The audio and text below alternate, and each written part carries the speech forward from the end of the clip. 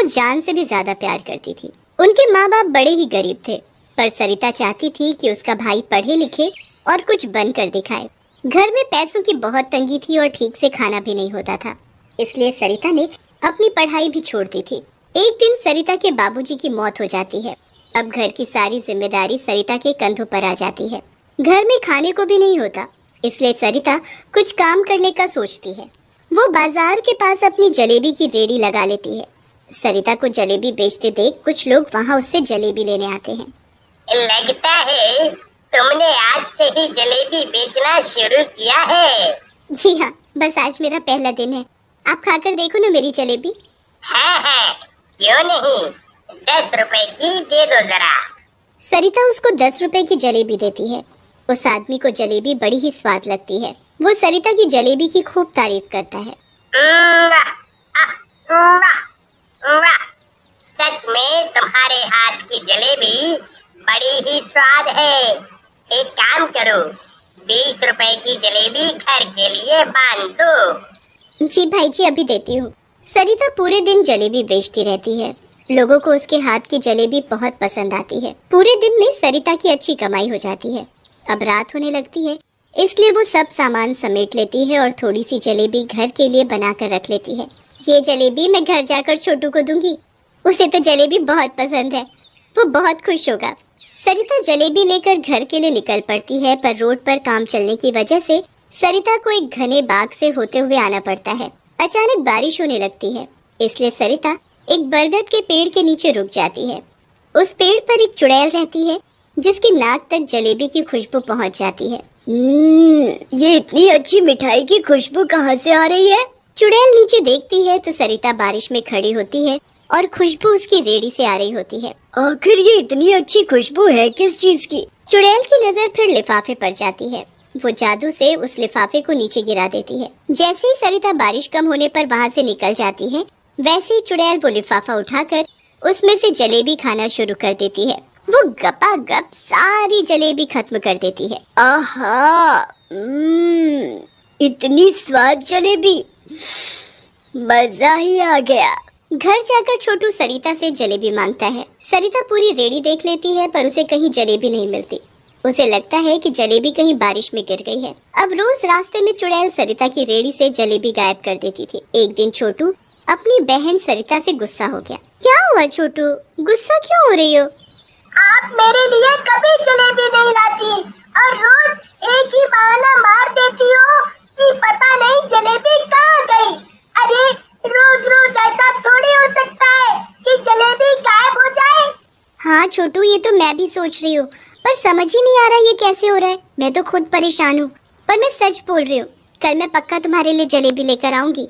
सरिता की बात पर छोटू यकीन ही नहीं करता।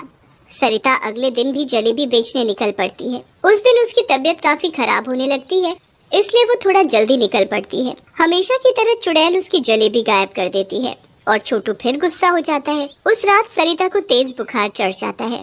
वो आग की तरह तप रही होती है और ठंड की वजह से कांपने लगती है। उसकी तबीयत इतनी खराब हो जाती है कि अगले दिन वो जलेबी बेचने भी नहीं जा पाती। तू अपना ध्यान रख बेटी, चिंता मत कर।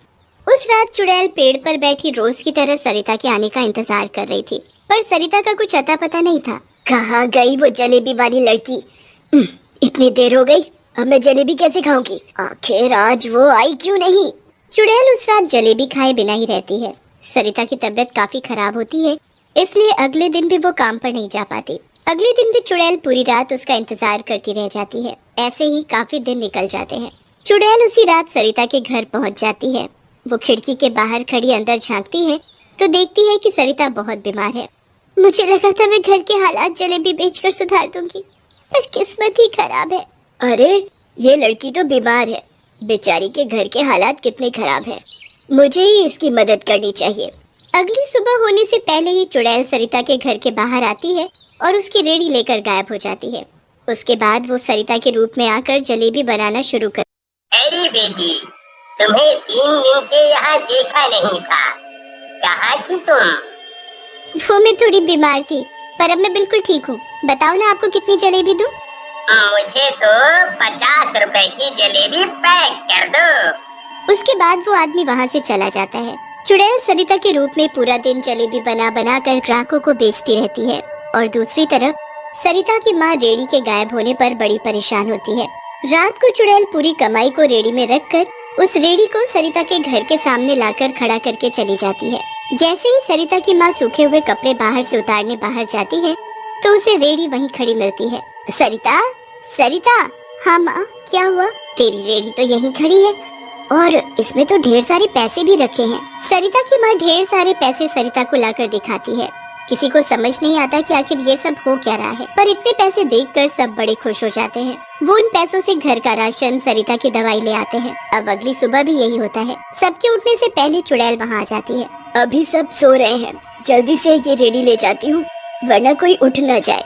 चुड़ैल जल्दी से रेडी ले जाती है और भेस बदल कर जलेबी बनाना शुरू कर देती है। पिछले दिन की तरह ग्राहकों का आना शुरू हो जाता है। पूरा दिन खूब जलेबियाँ बिकती हैं और ढेर सारे पैसे इकट्ठे हो जाते हैं। पिछले दिन की तरह फिर से सरिता की माँ रेडी गायब देख परेशान होती है, पर मौका देखते ही रात को चुड़ैल रेडी में पैसे रखकर रेडी उनके घर के सामने खड़ी कर जाती है। अरे सरिता, आखिर ये हो क्या रहा है? वही तो मुझे भी समझ नहीं आ रहा।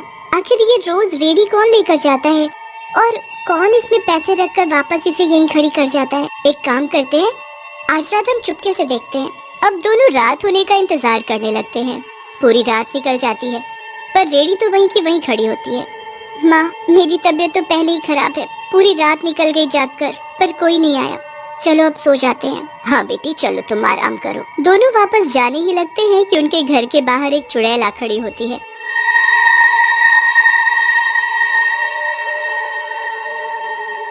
माँ, ये देखो चुड़ैल। हे भगवान, ये चुड़ैल यहाँ क्या कर रही है? चुड़ैल जल्दी से रेडी बाहर निकालती है और सरिता के रूप में आकर वहाँ से चली जाती है। माँ, ये चुड़ैल हमारी रेडी लेकर जाती है, पर ये करती क्या है?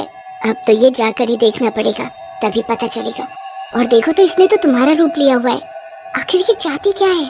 सरिता की तबीयत खराब होने के कारण वो कुछ नहीं कर पाती और बस रोज सुबह होने से पहले उस चुड़ैल को रेडी ले जाते देखती है और रात को पैसों के साथ रेडी वापस लाकर खड़े करते देखती है। ऐसे ही काफी दिन निकल जाते हैं और एक दिन सरिता की तबीयत बिल्कुल ठीक हो जाती है, पर उसे समझ नहीं आता कि वो काम पर कैसे जाए, क्योंकि उसकी रेडी तो चुड़ैल ले गई होती है। सरिता अगली सुबह का इंतजार करती है और चुड़ैल जब रेडी लेकर जाती है तो वो उसका पीछा करती है। चुड़ैल सरिता के भेस में बिल्कुल वहीं जाकर खड़ी हो जाती है।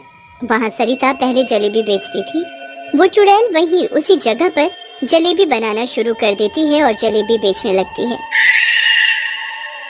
हे भगवान, ये चुड़ैल तो मेरी जगह खड़ी होकर जलेबी बेच रही थी। ये तो मेरी मदद कर रही थी, पर मेरी मदद क्यों कर रही थी? पूरा दिन सरिता वहीं खड़ी होकर उस चुड़ैल पर नजर रखती है। चुड़ैल रात को जलेबी बेचकर वापस आने लगती है। वो उस रास्ते से वापस आती है जहाँ से सरिता आया करती थी। थोड़ा आगे चलकर वो अपने चुड़ैल के रूप में आ जाती है। उसके बाद वो रेडी में रखी जलेबी खाने लगती है जो उसने अपने लिए बचा कर रखी होती है। लोगों को मेरे हाथ की जलेबी इतनी पसंद आती है, पर मुझे तो उस लड़की के हाथ की जलेबी ही अच्छी लगती थी। वो लड़की बीमार क्या हुई, उसके हाथ की जलेबी मिलना ही बंद हो गया। पर चलो कोई नहीं, जब तक वो ठीक नहीं हो जाती मैं उसकी मदद करूंगी। बेचारी के घर के हालात भी तो ठीक नहीं है। अच्छा, अब मैं समझी, वो रोज जलेबी गायब होकर कहाँ जाती थी और ये क्यों मेरी मदद कर रही है। सविता को अंदर से बड़ी खुशी होती है और वो घर जाकर अपनी माँ को सब बताती है। अब अगली सुबह चुड़ैल के आने से पहले ही सरिता रेडी लेकर निकल जाती है और जलेबी बेचना शुरू कर देती है। चुड़ैल को बड़ी हैरानी होती है कि रेडी कहाँ चली गई, पर रेडी पर तो सविता जलेबियाँ बना रही होती है। चुड़ैल उदास होकर अपने पेड़ पर जाकर बैठ जाती है। अब जैसे ही रात होती है, सविता उसी पेड़ के नीचे से गुजरती है और बड़ा सा जलेबी का लिफाफा उस पेड़ के नीचे रख देती है। मेरी मदद के लिए धन्यवाद। मुझे सब पता है, पर अब मैं ठीक हो गई हूँ, इसलिए अब तुम्हें अपने नहीं बल्कि रोज मेरे हाथों की जलेबी खाने को मिलेगी। इस लड़की को तो सब पता चल गया। खैर, मुझे क्या, मुझे तो जलेबी से मतलब है। चुड़ैल झट से नीचे उतरती है और लिफाफे से जलेबी निकाल कर खाने लगती है। उस दिन से रोज सरिता उस चुड़ैल के लिए